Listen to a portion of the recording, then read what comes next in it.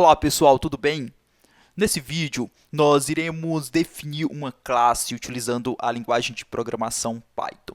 A linguagem Python é uma linguagem que possui recursos bem interessantes e é muito fácil de utilizar esses recursos, tá certo? Mas você tem que utilizar da forma correta, ok? Já que a linguagem Python ela permite que você faça várias coisas, né? Você tem que saber utilizar da melhor forma possível. E um dos paradigmas muito interessantes é o paradigma de orientação a objetos. Esse paradigma possui uma série de vantagens, tá certo?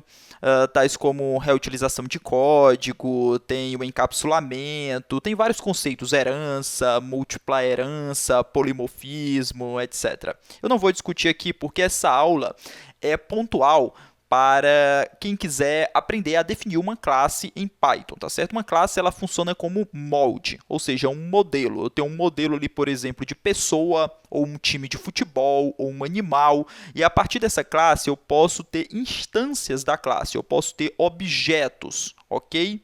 E posso também ter métodos que modificam atributos dos objetos. Por exemplo, eu tenho uma pessoa, tá certo?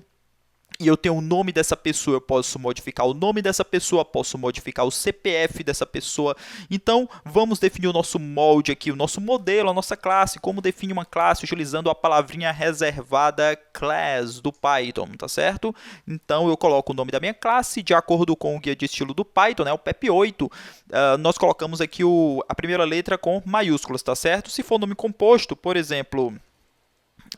digamos aqui, veículo automotivo. Então, cada nome tem a sua letra começando com maiúsculo, tá certo? Então, não é legal que você faça isso, tá certo? É o padrão, então, comece com a letra maiúscula. Então, classe pessoa. Então, nós podemos definir o construtor, tá certo? Que esse construtor ele é chamado lá na inicialização, tá certo? Na instância. Ele é um inicializador, ok? É o construtor, como por exemplo, tem um construtor na linguagem C++, tem construtor no Java, tá certo? Assim que você instancia o objeto, ele é um inicializador. Então, digamos que eu quero inicializar aqui o nome da pessoa, temos o self, tá certo? O primeiro parâmetro é sempre self. Ele é explícito, mas eu não vou entrar em detalhes o porquê que é explícito, tá certo? Isso é uma discussão para outro momento. Esse self ele é definido automaticamente para referenciar o objeto recém-criado, tá certo? E vou passar aqui, tem os outros atributos dessa pessoa, o nome dessa pessoa, a idade dessa pessoa. Então eu faço self, nome, nome, tá certo?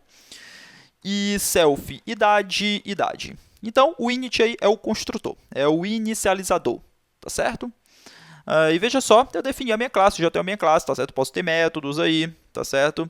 As funções, os métodos que são definidos aí utilizando a palavrinha reservada def, tá certo? E esse init, só a título de curiosidade, ó, tem esses dois underscores, tá certo? Isso é chamado de dunder, tá certo? Você chama dunder init, né?